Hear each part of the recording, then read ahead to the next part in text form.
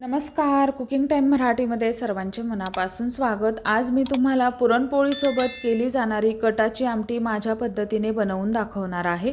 एकदा या पद्धतीने आमटी बनवून पहा. आमटीला छान अशी तर्री येते, चवीला सुद्धा भन्नाट लागते. अगदी कमीत कमी मसाल्यांमध्ये ही आमटी बनवून तयार होते. आजची रेसिपी खूप सोपी आहे. तुम्हाला जर का आवडली तर चॅनलला सबस्क्राईब करा व रेसिपीला एक लाईक नक्की करा. सगळ्यात अगोदर आपण आमटीचं वाटण भाजून घेणार आहोत.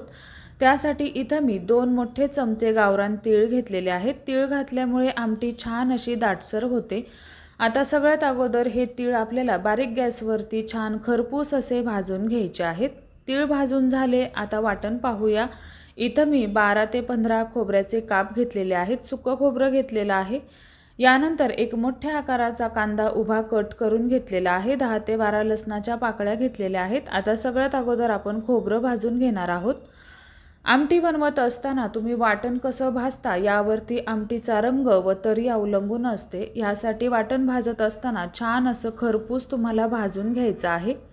आता इथं एक महत्त्वाची गोष्ट ती म्हणजे वाटण भाजत असताना शक्यतो तुम्हाला लोखंडी तव्याचा किंवा लोखंडी कढईचा वापर करायचा आहे. याने आमटीला खूप छान अशी चव येते. खोबरं छान खरपूस भाजून झालं, काढून घेऊया.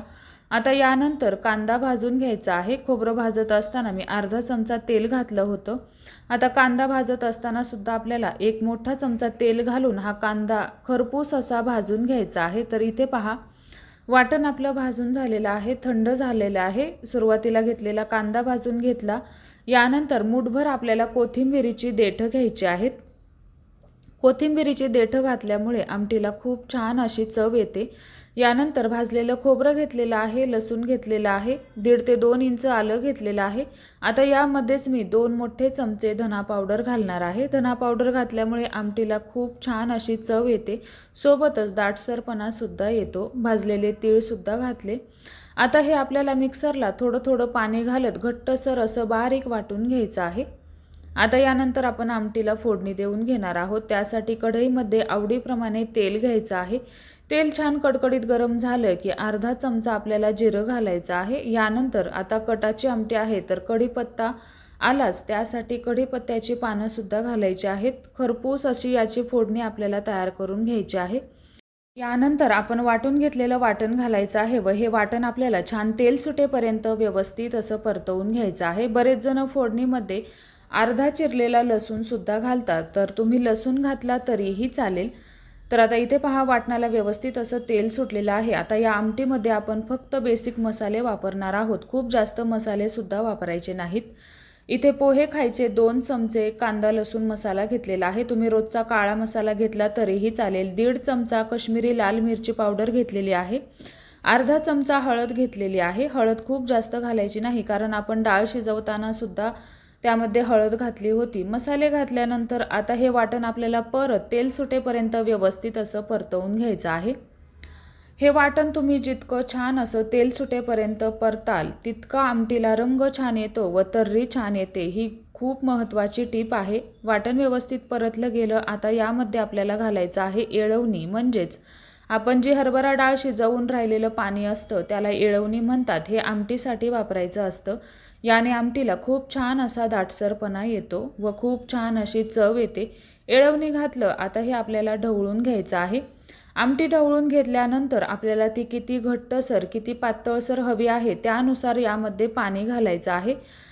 कटाची आमटी बनवताना खूप जास्त पाण्यासारखी सुद्धा बनवायची नाही किंवा खूप जास्त घट्ट सुद्धा बनवायची नाही. अगदी मध्यम घट्ट स्वरूपाची बनवायची आहे, म्हणजेच ती पिण्यासाठी सुद्धा खूप छान लागते. तर मला स्वतःला आमटी खूप जास्त पाण्यासारखी आवडत नाही, तर मी इथं थोडीशी घट्टसर अशी बनवलेली आहे. सर्वात शेवटी आमटीमध्ये आपल्याला चवीनुसार मीठ घालायचं आहे. मीठ घातल्यानंतर ढवळून घ्यायचे आहे.